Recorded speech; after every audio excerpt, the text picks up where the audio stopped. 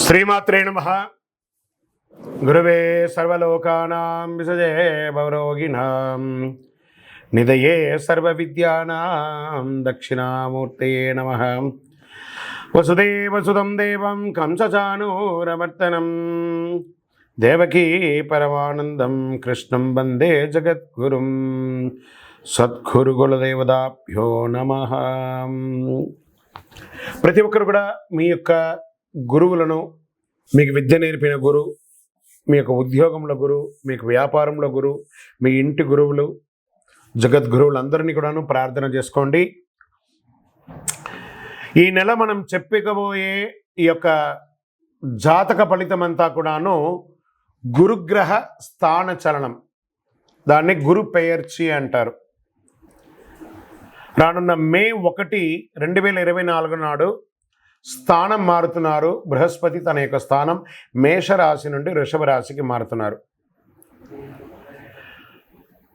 మే 1వ తేదీ క్రోధినామ సంవత్సర చైత్రమాసం కృష్ణపక్షం శ్రవణ నక్షత్ర బహుళపక్ష అష్టమి మధ్యాహ్నం 1 గంటకు మేషరాశి నుండి వృషభ రాశికి మారుతున్నారు బృహస్పతి. దేవగురువు అయినటువంటి బృహస్పతి గురు భగవానుడు మేషరాశి నుండి అసుర గురువు అయినటువంటి శుక్రుని యొక్క రాశిలోకి మారుతున్నారు వృషభంలో. ఈ సంవత్సరం కాలపురుషుని యొక్క తత్వంలో 2వ ఇల్లు అయినటువంటి ధనస్థానంలో గురు భగవానుడు కూర్చోబోతున్నాడు. గురు భగవానుడు గోచార ప్రకారం 2, 5, 7, 9, 11లో సంచరిస్తే అద్భుతమైనటువంటి ఫలితాలని చెప్తారు. గురు చూసిన కోటి లాభం అంటారు.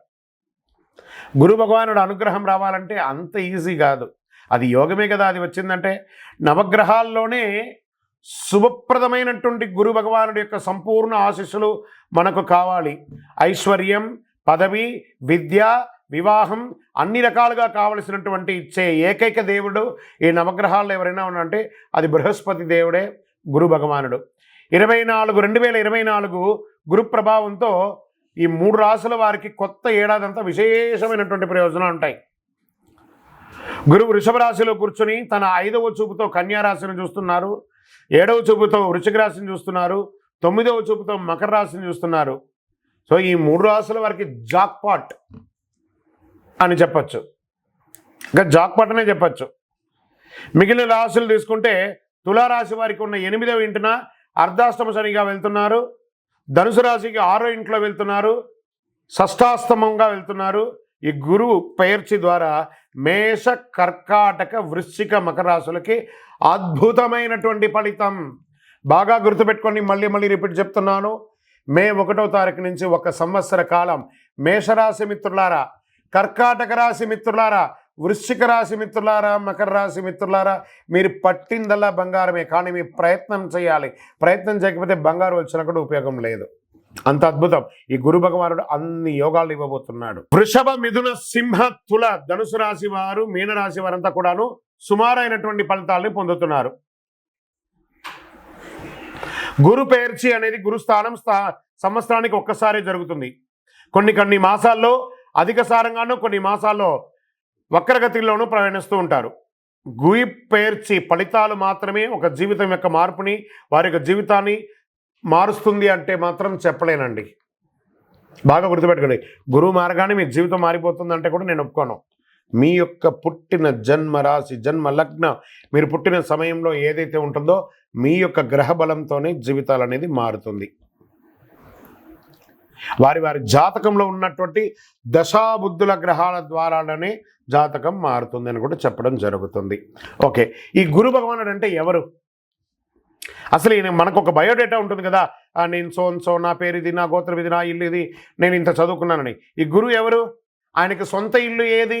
ధనుస్సు, మీనరాశి ఆయనకి సొంత ఇల్లు. ఉచ్చరాశి ఎవరు? కర్కాటక రాశి. నీచరాశి ఎవరు? మకర రాశి. ఆయనకి ఇష్టమైనటువంటి దిశ ఏది? ఉత్తర దిశ. అతిదేవత ఎవరు? బ్రహ్మ. బృహస్పతి గురుని యొక్క రంగు ఏది? పసుపు. ఆయన ప్రయాణం చేసే వాహనం ఏది? ఏనుగు. ఆయనకి ఉపయోగించే ధాన్యాలేంటి? శనగలు. ఆయనకి ఇచ్చే పుష్పాలేంటి? రోజ్బెర్రీ అంటారు. వస్త్రం పసుపు రంగు వస్త్రం వారికి ఇష్టం. వారు ధరించే రత్నం ఏంటి? పుష్యరాగం, కనక పుష్యరాగం.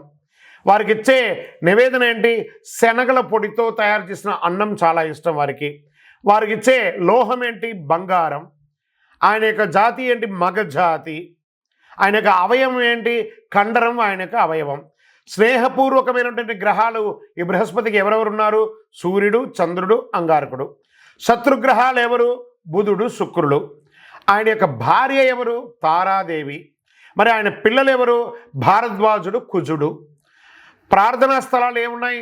దక్షిణామూర్తి స్థలాలు, గురుస్థానాలు, గురు భగవానునికి సంబంధించిన అన్ని దేవాలయాలు ఆయనకి ప్రార్థనా స్థలమే. ఆయనకి అర్హత ఏంటి? ఈయనకున్న అర్హత, ఈయనకొక పొజిషన్ ఏంటి అంటే దేవగురువుగా ఆయన ఉన్నారు. ఎంత అద్భుతం చూస్తారా ఈ బృహస్పతి. మళ్ళీ చెప్తాను, గురు చూసిన కోటి లాభం. సరే, ఈ యొక్క బృహస్పతి యొక్క అనుగ్రహంతో ఈ 12 రాసుల వారికి, ద్వాదశ రాశుల వారికి ఈ సంవత్సరం ఎలా ఉండబోతుందని ఒక్కొక్క రాశిగా మనం తెలుసుకోబోతున్నాం. ప్రపంచంలోనే అన్ని ప్రదేశాల్లో నివసించే ధనుసు రాశి మిత్రులారా, మీకు ఈ గురు పెయర్చి గురు స్థాన మార్పిడి ఎలా ఉండబోతుంది అని అంటే, గురు భగవానుడే రాశినాథుడుగా ఉన్న ధనుసు రాశి మిత్రులు చూసారా, వారికి ఒక్కొక్క రాశి అధిపతిగా ఉంటాడు. కానీ ఇక్కడ గురువు ఒక్కొక్క గ్రహం ఉంటుంది, కానీ ఇక్కడ గురు భగవానుడే మీకు రాశినాథుడు. ఎంత అద్భుతం! మీరు విలువలకు ముఖ్యత్వం కలిగిస్తారు. ఈ యొక్క గురుస్థానం ఎలా ఉంది? పంచమ పూర్వ పుణ్య స్థానం నుండి రణ రోగ స్థానానికి మారుతున్నారు. మీ కెరియర్ స్థానం ఎలా ఉంటుందండి? విరయ స్థానం నుంచి తపన స్థానానికి చేరుతున్నారు. మీ వ్యాపారాభివృద్ధి స్థానం వీర్యస్థానం నుండి ధనబాక్కు స్థానానికి చేరుతున్నారు. గురు భగవానుడు సంక్రమంలో మీ దేహాన్ని ప్రకాశవంతం చేస్తున్నారు. ముందే ఏమంటారు? చెరుకు వర్షం కురుస్తుంది. ఆ చెరుకు నీళ్ళు చక్కెర వర్షం కురుస్తుంది. అందులో తేనె పడితే ఎలా ఉంటుంది? ధనుసు రాశి వారికి ఆల్రెడీ ఆ చక్కెర పాకం ఉంది. అందులో తేనె కురిస్తే ఎలా ఉంటుంది? అంత అద్భుతమైనటువంటి సమయం. గురువు మారడం వల్ల కుటుంబంలో నెలకొన్న సమస్యలు తొలగిపోయి స్పష్టత వస్తుంది. లక్ష్యాన్ని సులభంగా సాధిస్తారు. ధన సమస్యలు తొలగిపోతాయి. మీరు మీ యొక్క సమయాన్ని ప్రజా వ్యవహారాల్లో గడుపుతారు. విదేశాల నుండి ఆశించిన శుభవార్తలు వచ్చి మిమ్మల్ని సంతోషపడుతుంది. సమాజంలో ఉన్నతాధికారులతో సాన్నిహిత్యం పెరుగుతుంది. మీరు మీ ప్రత్యర్థులను కుట్రను కూడా భగ్నం చేస్తారు. శారీరక రుగ్మతలు, పొట్టకు సంబంధించి, చర్మానికి సంబంధించి చిన్న చిన్న రుగ్మతలు వచ్చే అవకాశాలు ఉన్నాయి. స్కిన్ రిలేటెడ్గా కూడా కాస్త ఇబ్బందులు ఉన్నాయి, జాగ్రత్త. న్యాయపరమైనటువంటి సమస్యలు పెద్దగా రాకున్నా మీ యొక్క డాక్యుమెంట్స్ అంతా కూడా చేతిలో పెట్టుకొని ఉండండి. వాహనం నడిపేటప్పుడు ఇంకోటో ఎవరితో మాట్లాడినా గొడవ కేసుల వరకు వెళ్లకుండా కాంప్రమైజ్గా తీసుకోండి. మీ గురించి గాసిప్స్ చేస్తున్నారని వాళ్ళని కొట్లాడకండి. మీరు వింటే మాట్లాడండి, ఎదుటివారు చెప్పింది విని మాట్లాడకండి. దానివల్ల మనుషులు దూరం అవుతారు. మీ సూక్ష్మ జ్ఞానంతో కొత్త శక్తిని పొందండి. మీరు కుటుంబంలో కలిసి విందులు మరియు వినోదాలు లేదా పర్యాటక స్థలానికి వెళ్తుంటారు. మీరు ఆర్థిక వ్యవస్థలో గొప్ప వృద్ధిని సాధిస్తారు. వ్యక్తిగత మరియు ఉమ్మడి వ్యాపారాల్లో బాగా రాణిస్తారు. వావ్, ఇది అద్భుతం. మీరు పోటీదారులను అధిగమిస్తారు. పోటీదారులు మిమ్మల్ని చూసి భయపడిపోయే ఒక సమయం ఇది. ఇల్లు బాగు చేయడం లాంటివి చేయండి. షేర్ మార్కెట్ మరియు స్పెక్యులేషన్ రంగంలో అధిక రాబడి. లాంగ్ టర్మ్లో, షార్ట్ టర్మ్, ఇంట్రాడే, ఫ్యూచర్స్లో వెళ్ళి ఉన్నది కాస్త పోగొట్టుకోకండి. అనవసరపు ప్రయాణాలకి దూరంగా ఉండండి. ప్రయాణాలు చేసేటప్పుడు మీ యొక్క విలువైన వస్తువులు జాగ్రత్త.